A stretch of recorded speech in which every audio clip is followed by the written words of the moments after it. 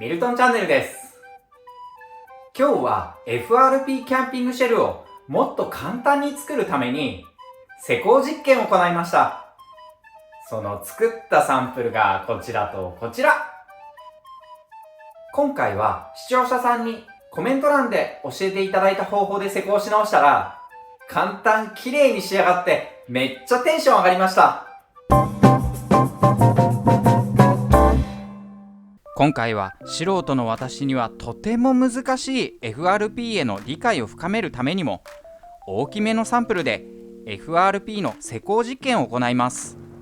大きめの板の端切れを使って型を組んでみました。これは先日私が作ったこの FRP の仮の型なんですが、こんな感じで綺麗に R をつけられたので、天井部分にはこの感じで R をつけて作っていこうと思っています。それでこれは床面に当たる部分なんですけれども、このような感じで R をつけてしまうと、この面が床だとすると、この FRP を施工した後にこのような柱を入れると、柱と FRP の間に隙間ができてしまいます。これはこの部分に R をつけていることによって柱と FRP の間に隙間が空いてしまうんですが、これを防ぐために床面の部分にはポリプロピレンシートで R をつけるんではなく、ホームセンターで売られている発泡面木と呼ばれる硬い発泡スチロールのような2メートルで1本30円程度で売られている格安の隙間を埋める素材を使って発泡面木をこのようにあてがって、この部分を直角ではなく角を落とした感じで固定をしていこうと思います。こうすることによってこの横の部分にほんの少しだけトリマーでカーブをつけてあげれば、この柱が FRP とぴったりくっついてくれると思いますので、この発泡面木が型としてきちんと機能してくれるかも含めてチェックしたいと思います。この発泡面木はカッターで簡単に切れるので、まずは型に仮設置していきます。この発泡面木はただカットしただけではこのように角が合わなくなるので、カットの仕方に工夫が必要です。これを合わせるためには発泡面木を並べて、この縦のラインを合わせたらここのところに点を打って、そしてここの角の頂点とこの線を結びます。次にこのようにひっくり返して、ここの角のこの左の角とこの先ほど引いたこの点を結んで線を引きます。線を引き終えたら反対側のこちら側も同様に線を引いていきます。これも90度の角度の方をこのように合わせて一度線を作ります。上から見るとこのようにこのラインがぴったり1本になるようにして、この部分に印をつけていきます。でこのついた印の部分とこの角の頂点を合わせて線を引きます。こんな感じですね。そして先ほどと同様、この点の部分とこの直角が出ているこの頂点の部分を線で結びます。こんな感じですね。こんな感じで直角のこの面木に対してこのように線が2本入っているような感じになります。でこの部分をこのラインに従って縦方向にこのように刃を合わせてカッターナイフで切り落としていきます。こんな感じで台の上に乗せてこのように刃を当てて垂直で切ってあげれば綺麗に切れます。横から見ていただくとこんな感じで線が入っているので、このような感じで刃を当てて切っていきます。こんな感じですね。でこちらの反対側も同様にこんな感じで切ってあげると、セットするとこんな感じになるので、この垂直の部分に合わせてドッキングさせてあげるとこんな感じでぴったり面木が合うようになります。次に縦ラインのこの部分も面を合わせてカットしていきます。これはこの面木の垂直の90度に出ているこの幅がちょうど約1センチなので、その半分の5ミリを基準に切っていきます。まずこの垂直の面のこの部分の5ミリの部分に印をつけます。次にこの面木のこの一番広くなっているこの部分が 1.5 センチあるので、その半分の 7.5 ミリの部分に点を打ち、この点とこの点、この点とこの点を結びます。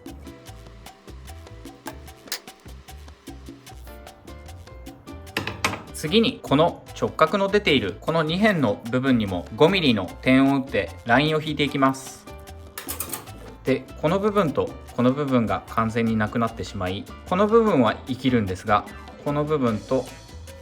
この部分はなくなります。なのでカッターを入れるラインとしては、このように横に向けてこのラインでまずワンカット、そして続いてこのラインでこのように斜めに向けて、このバツのついている2つを一気にカットするようなイメージで切っていきます。なので切る方向としては、このラインとこのラインを、この2箇所をまず合わせて、このように斜めにカットします。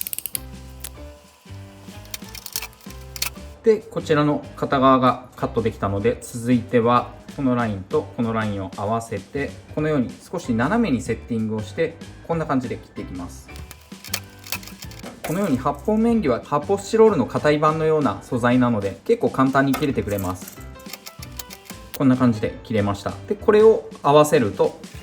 こんな感じでぴったり合ってくれます。発泡面木の加工も終えたので、ポリプロピレンシートを貼っていきます。今回はダイソーで購入したタッカーとプラスチック用の接着剤を購入してきました。これはポリプロピレン樹脂と木材が接着できるという風になっているので、とりあえずこれを硬い一面に敷き詰めていきたいと思います。でこのシートと発泡面木の施工の仕方なんですけど、こんな感じでシートを角のところにつけたら、上から発泡面木をかぶせて、このような感じで面木で押さえられているような感じで貼り付けていきます。ポリプロピレンシートはカッターナイフで簡単に切ることができます。ここにあらかじめ作っておいたこの発泡面木を当てて、 OPP テープ、これも表面がポリプロピレン製になっています。この OPP テープで固定をしていきます。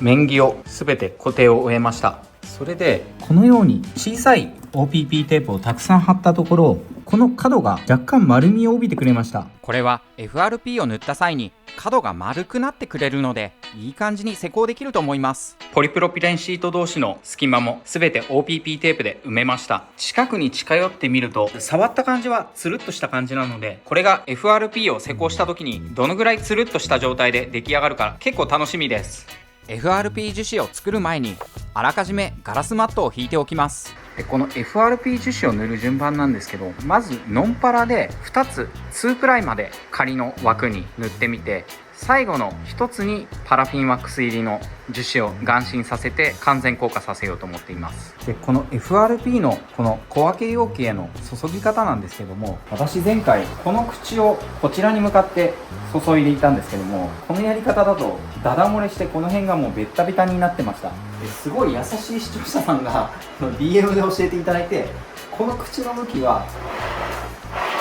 このように反対にしてこちら側に注いでいくと結構綺麗に注ぎやすいらしいんで、今回その方法もこれで試してみたいと思います。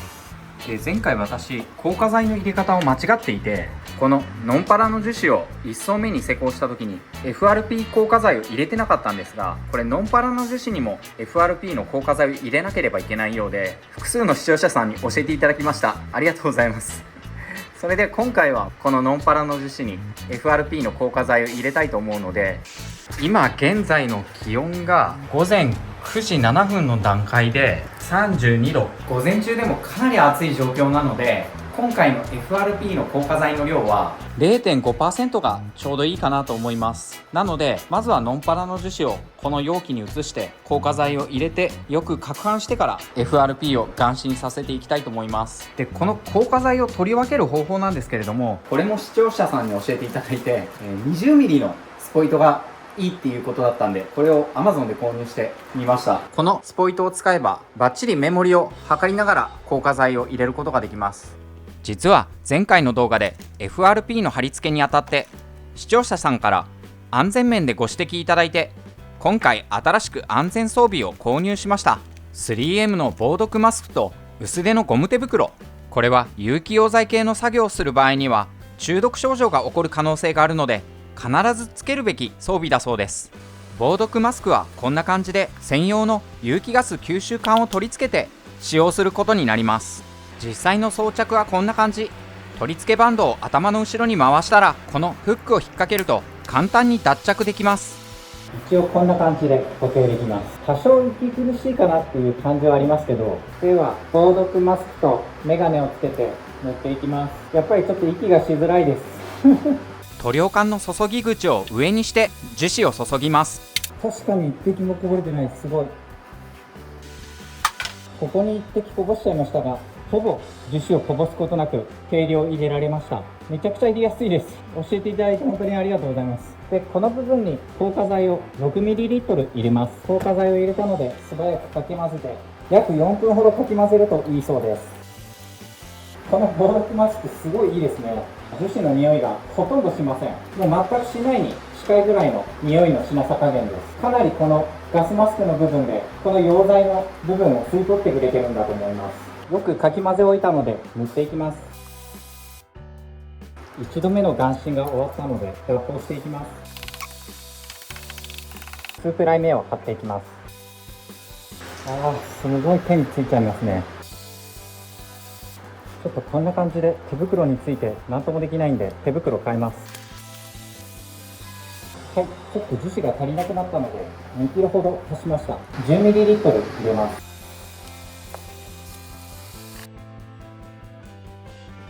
はい、この面とこの面、そしてこの横の面を塗り終えたので、今度はこれを倒して背面の部分を塗っていきます。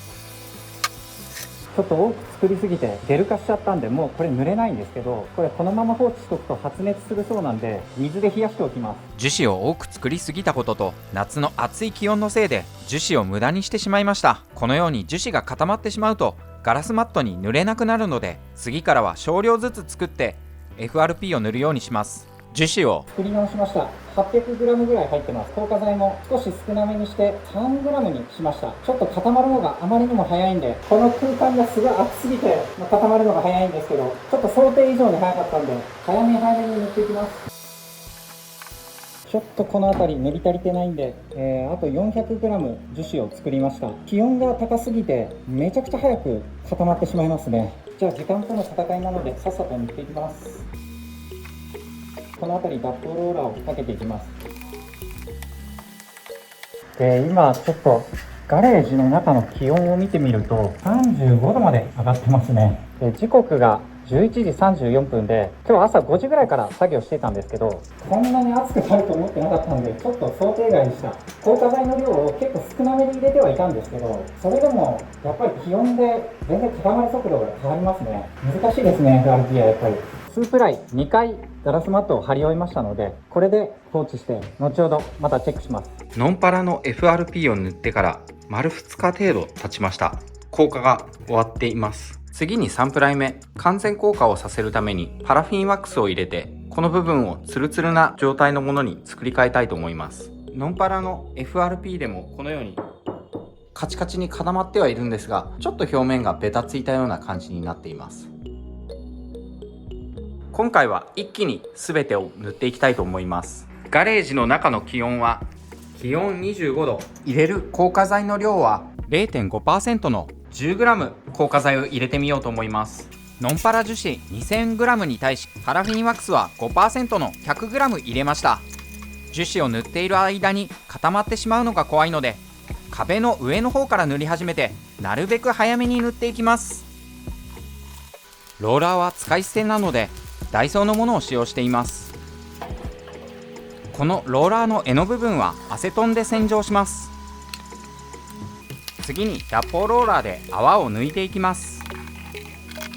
パラフィン入りの FRP 樹脂を塗り終えました。そして脱泡もしました。この床に対して水平に眼芯していった方は綺麗に脱泡できています。これは1層目2層目も分けて脱泡して塗ったので結構綺麗にいっています。背中の面は2枚同時で FRP を貼ってしまったので、この板面の部分がちょっとデコボコしてしまっていて、うまく脱泡できていない部分があります。1枚ずつ眼芯をして脱泡していくことが大事だということがよく分かりました。硬化までに時間かかるので放置して後ほどまたチェックしたいと思います。今回はガレージの暑さ対策と FRP 施工を成功させるためにコロナのウィンドエアコン CW16A4 を購入しました。これはドレン水が除菌できてパネルも取り外せて洗える最新式のタイプで、内容物は本体と取り付け枠一式、取扱説明書とリモコンになっています。この取り付けめちゃくちゃ簡単みたいで30分ぐらいで終わりそうです。私は窓のこの位置につけようと思っていますので、この取り付けステーのパッキンの部分はこのように左側取り付けの感じで梱包されていますので、この戸側パッキンの部分を入れ替えます。取り付けはアルミサッシのこの部分と上の部分に取り付け枠をネジで固定するだけなのでとても簡単そうです。この一番外のアルミ枠に引っ掛けます。上から見るとこんな感じですね。この後に枠をなるべくこちら側に寄せて、その後はこの上の部分を少し持ち上げてあげて、この長さを固定するネジを手で締めて、その後にこいつを締めます。取り付けネジがこの部分とこの部分で固定されたので、最後にこの部分をこんな感じで締め上げてあげれば、揺らしたりかなり荷重をかけてもびくともしない感じで固定することができました。がっちり固定できてます。取り付け枠を取り付け終えたら、この2箇所のこの突起の部分に本体のこの下あたりにへこみがありますので、そこの部分にぴったり合わせて取り付けていきます。上側の取り付けはこの部分に引っ掛けるような感じになるんですが、その引っかかる部分はここですね。これ手で簡単に押せて引っ掛けるような感じになります。これで押し込みます。押し込んだ部分はこんな感じになっています。ここを少し押してあげると外すことができます。この部分に引っかかっている感じですね。最後にこの部分でこのクーラー固定ネジを取り付けてあげれば OK です。めちゃくちゃ簡単です。これでウィンドウエアコンが窓から落ちてくることはありません。20分ぐらいで取り付けたと思うんですけど、結構いい感じですね。で、そんなに圧迫感もないですし、車中泊でウィンドクーラーを使われてる方結構いらっしゃると思うんですけども、これ人気がある理由が分かりますね。すごくコンパクトで使いやすそうです。設置も手軽っていうのがめちゃくちゃいいですね。このウィンドエアコンは排水を車外に捨てる必要がなく、エアコン内部で水滴を蒸発させるので、ドレンホースを取り付ける必要がないので、そういった意味でも手軽に使えますし、車中泊にも向いていると思います。ガレージの気温は30度。クーラーをつけてみます。まず冷房で試します。かなり涼しい風が出てますね。気持ちいいです。で、このルーバーなんですけど、手動でこんな感じで切り替えられるようになっていて、左右と上下こんな感じで冷たい空気の出口が切り替えられるようになっています。室温30度、設定温度24度で、冷房を回した時の消費電力が 487W。そこそこ電力を食っている感じですが、私が以前取り付けた 12V クーラーより省エネな感じの印象があります。このぐらいの消費電力でしたら、家庭用のエアコンよりほんの少し電力が高いぐらいですので、そういった意味では比較的省エネタイプなのかもしれません。ガレージの外に出て排熱口を確認します。外から見てもそれなりにコンパクトです。24度、強風の段階での消費電力は 488W。この場合の音量も測ってみます。冷房を強風で動かした際の音量は 55dB 程度。これも 12V クーラーとほとんど変わらないぐらいの音量です。冷房強風から弱風に変えてみます。この場合の音量は少し下がって48から 50dB 程度。次に微風を試してみます。微風の場合はあまり変わらず 48dB 程度。この 48dB あたりというのは静かな事務所や家庭用クーラーの室外機ぐらいの音量なので、車中泊で使うのは特に問題ないかと思います。このウィンドウエアコンをサーモグラフィーカメラでチェックしてみると、冷風吹き出し口の温度は約5度。かなり冷たい空気が出ています。私のガレージは結構な広さがあるので、この小さいウィンドクーラー一つでしのぐというのはちょっと厳しそうですけど、キャンピングシェルが完成した暁にはこの辺りにウィンドウエアコンを移設しようと思っています。このウィンドウエアコンのリモコンはこのセンターパネルを外してあげると、この部分にリモコンを入れる場所があって、これでリモコンを収納して使うようです。排熱口の温度もチェックしてみました。最も熱い部分で37度から39度程度。引き目で確認すると排熱口の縦の部分全体が熱くなっているので、この部分は塞がない方が効率が良さそうです。冷房からドライに切り替えて消費電力をチェックしてみます。ドライモード、設定温度24度、消費電力は 497W。 これは冷房の時とほぼ変わらない消費電力です。このドライモードは風量を自動のみで使えるようになっています。このぐらいの距離で音量を測ってみます。ドライモード、風量自動での音量は 47dB 程度。これもエブリィに取り付けた 12V クーラーとあまり変わらないぐらいの音量だと思います。このぐらいの音量であれば夜つけっぱなしにしても快適に眠れそうです。念のため外の音量も測ってみます。排熱口付近の音量は約 52dB 程度。この音量は家庭用室外機の音量とほとんど変わらないので、車中泊で使用しても全く問題ないと思います。ただ私のガレージかなり広いので、そんなに冷却能力を発揮してくれるとは思えないんですけども、真夏の直射日光が照った状態だと35度ですとか40度を超えてきますので、そういった時にこのクーラーをガンガン回して、なるべくこのガレージの中を冷やす方向にして FRP の施工がうまくいくようにしたいと思います。 FRP を塗って丸1日放置しました。こんな感じでかなりいい感じに固まってくれています。パラフィンワックスも入れているので、表面がベタついたりすることもありません。ではこれを理系してみます。意外と簡単に外れるかもしれないです。おお、外れてきてる。いい感じ。裏の剥がれ途中見ていただくとこんな感じですね。この OPP テープも綺麗に理系できていますね。表面ツルツル。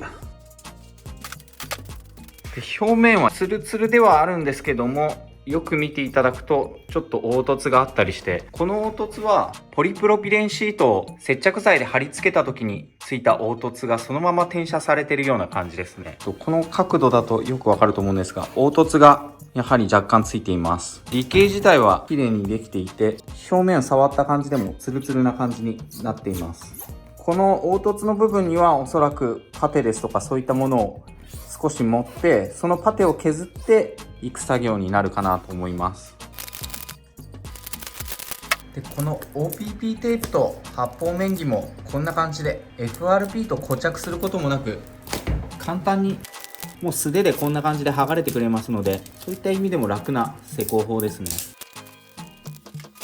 で、この取り外した発泡面儀も再利用できるぐらい綺麗に剥がれてくれます。で、これは想定していたことなんですけど、 OPP テープの張りが甘かった部分に隙間から FRP の樹脂が発泡面儀に侵入して、こんな感じで発泡面儀が溶けてしまっています。この部分も同じですね。この発泡面儀という素材、発泡スチロールやスタイロフォーム等もそうなんですが、 FRP の樹脂がひっついてしまうとこんな感じで溶けてしまうので、 OPP テープでの養生が必須になります。そしてこの発泡面儀の部分なんですけども、こう角があるような感じにはなっているんですけれども、これはこれでそんなに悪くはないかなと思っています。遠目にしてみると少し角張っているというよりは、ちょっとこのように丸みを帯びた感じで見えるので、個人的にはこの面儀の形結構気に入りました。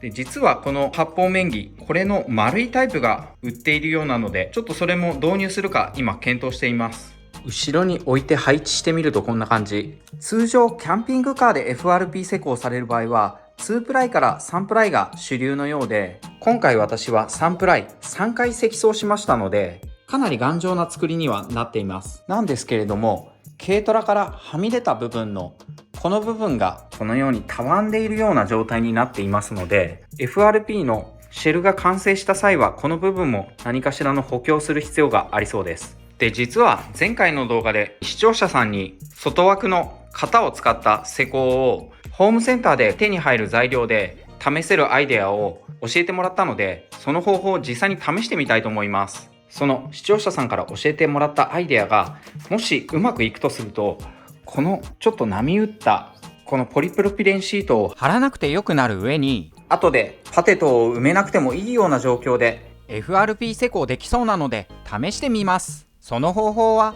これはパネコートと呼ばれるコンクリートを固める時に使う外枠材なんですが、表面を見ていただくとこんな感じで結構ツルツルした状態でコート材が塗られています。そしてこれはもともと針葉樹合板にコート材を塗ってあるんですけれども、このパネコートで実験してみます。パネコートの型を組み上げます。はい、こんな感じでパネコートを組み上げたので、ここに FRP を仕込みたいところなんですが、近寄ってみるとこのようにうっすら凹凸があります。またこの断面図を見るとよくわかるんですが、コート剤を塗られている部分がとても薄いです。なのでこの部分に今まで使っていなかった理型剤として、このダイソーで購入してきた合成洗濯のりを、このハケを使って洗濯のりを薄く塗り広げていきます。合成洗濯のりは FRP の理型剤として使われる結構ポピュラーな材料で、これを3回に分けて塗っていきます。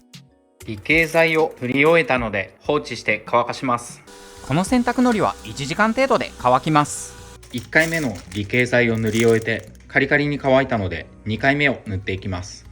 この理型剤できれいに理型するためには3回塗る必要があります。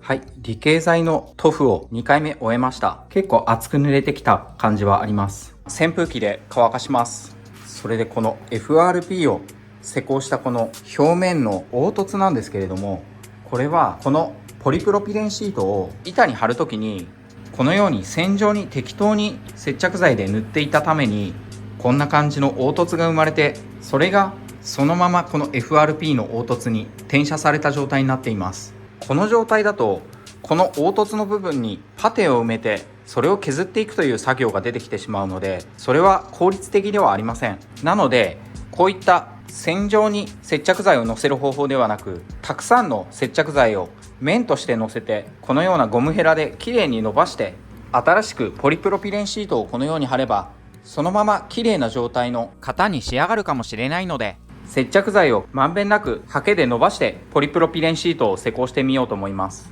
接着剤をポリプロピレンシートに乗せているんですが、この方法意外とうまくいきません。というのも、接着剤がうまく伸びず、シートの上に均質に接着剤を乗せるのが難しいんです。はい、一応貼り終えました。これで本来は24時間この接着剤を塗り終えて待たなければいけないんですけど、もうこの段階で LED の光がこのように曲がってしまっています。天井に仕込んでいる LED はこんな感じで一応結構まっすぐなように仕込んでいるので、この歪みはちょっと大きいですね。今何も貼っていないポリプロピレンシートをこの上に並べてるんですけども、こちらはそれなりに一直線なのに対し、こちらはちょっと凹凸がかかっています。これは許容範囲なのかもしれないですけども、こんな感じで、こちらにも凹凸がないわけではないんですけれども、やはりこちらの方が若干凹凸が目立つかなという感じはしなくはないです。実はこの凹凸、接着剤を塗ってから24時間経つとさらに凹凸が激しくなります。24時間経ったポリプロピレンシートなんですけども、板全面に接着剤をつけて貼り付けたにもかかわらず、こんなようにやはり歪みが出てしまっています。これはおそらく接着剤の量ですとか、そういったものによって接着力が変わって、こんな感じで歪みが起きちゃってますね。この天井の LED ライトをこのように照らしてみると、こんな感じで円ができていたり、歪みができています。ちなみに何もシートを貼っていないこのサラのポリプロピレンシートとこちらを比較してみると、こちらのサラの方はそれなりに直線が出ているのに対し、このまま平行移動をしていくと、もうこの辺りでぐちゃぐちゃの歪みが出てしまっています。こんな感じです。接着剤を塗り終えた直後はそれほどこの歪みが変わらなかったんですけれども、ここまで歪みが出てしまうと、おそらく本番をこのやり方でやった場合にこのような歪みが出てしまうと思います。2回目の理型剤乾いたので、次に3回目の理型剤を貼っていきたいと思うんですが、私1点ミスに気づきました。で、当初の予定では理型剤を塗った後に発泡面木を角に当てていって、最後にこの OPP テープで発泡面木の上から養生する予定だったんですが、実はこの OPP テープ結構強力で、この理型剤を貼っているこのちょっと上の方で試してみますけど、 OPP テープを貼り損ねたとすると、これを貼り直そうとするとこんな感じで理型剤が一緒にくっついてきちゃいます。本来は発泡面木を貼ってその上に OPP テープで固定した後に理型剤を塗るべきだったんですが、先に理型剤を塗っちゃってますので OPP テープの貼り直しがこんな感じで効かなくなってしまいます。なので3回目を塗る前に発泡面木を貼ってしまって、その上から OPP テープで固定をして、さらに最後1回離型剤を塗りたいと思います。発泡面木を配置して、その上から OPP テープを貼りました。発泡面木を貼り終えたので、3回目の離型剤を塗っていきます。小さいハケで塗っているので、本番は大きいハケで塗ろうと思います。3回目の離型剤を塗り終えたので、扇風機で乾かします。3回目の離型剤が完全に乾いたので、ガラスマットを貼っていきます。FRP の貼り方なんですけど、ちょっと作戦を変えてやってみようと思います。まずノンパラの樹脂でこの部分の底面を塗った後に、ある程度乾いてからこれを向こう側にひっくり返して、この面を眼芯、そしてこちらの壁面も同じようにこの面を底面にしてこの面を貼って、最後にこの面を底面にしてこの面に貼っていくようなやり方で積層してみようと思います。現在のガレージの気温は27度。ウィンドクーラーを回しながら作業します。脱泡ローラーで脱泡していきます。この面が濡れたので、次はこの面を倒して塗っていきます。この面はある程度乾いて固形化してきているので、落ちてくることはないと思います。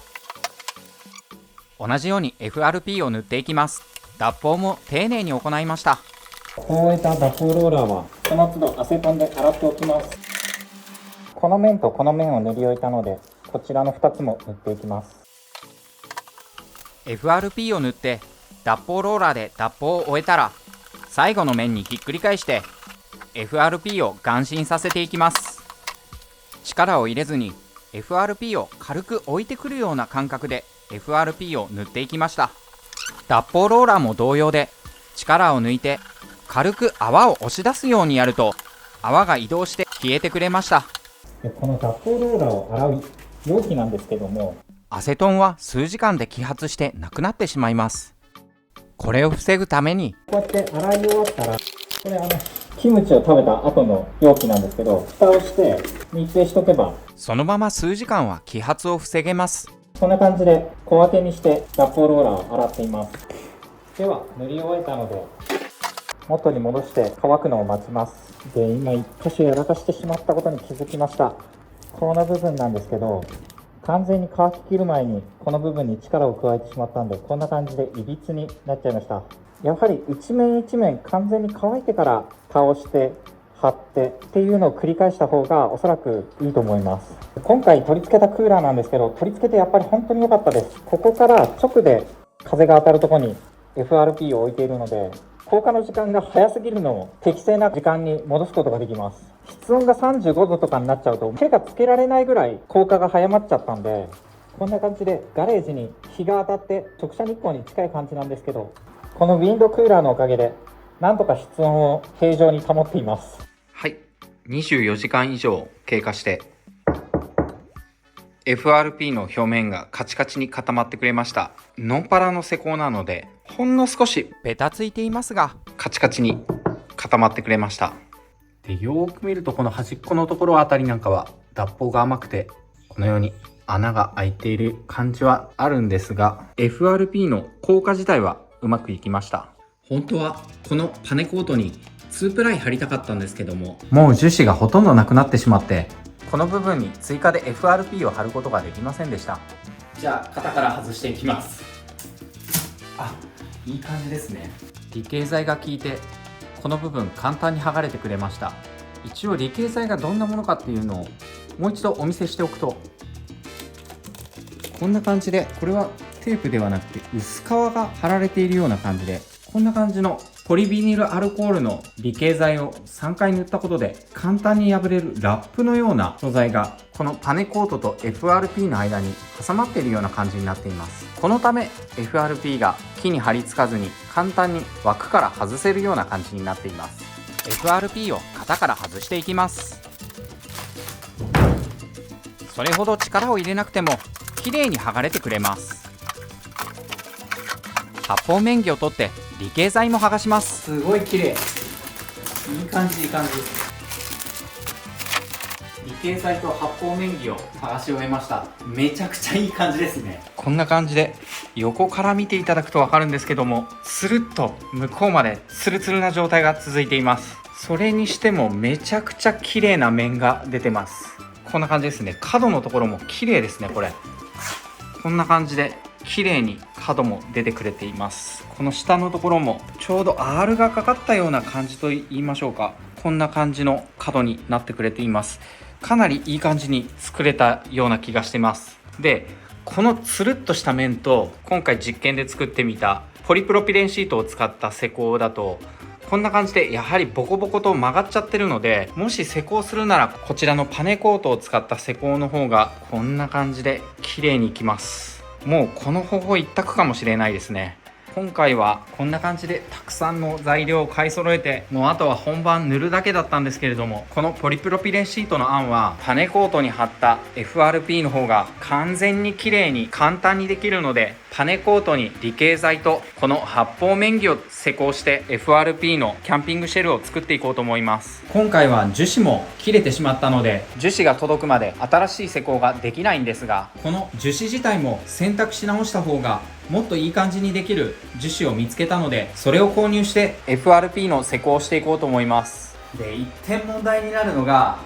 もうすでに作ってしまったこの針葉樹合板の大きな型です。この外枠の型をこのパネコートの型に作り変えるか結構悩んでいて、実はこの針葉樹合板もそれなりに平らな面が出ていてつるっとした部分は多いんですが、近寄って見てみるとこのように突然くぼんだような場所があったり、あとはほんの少しガサついている状態になっています。このまま離型剤を塗ってしまえば、こういった木目やこの穴の開いた節目、こういったものが全て FRP に転写されてしまいます。現状この木目や節目を埋めるアイデアが今私の中にないので、このせっかく作った外枠の型は分解してこのパネコートの板材を購入して再度この FRP の外型を作り直す必要があると思います。結構大変ではあるんですけど、やっといい感じの FRP の施工のやり方が見えてきたので、とりあえず頑張って作ってみようと思います。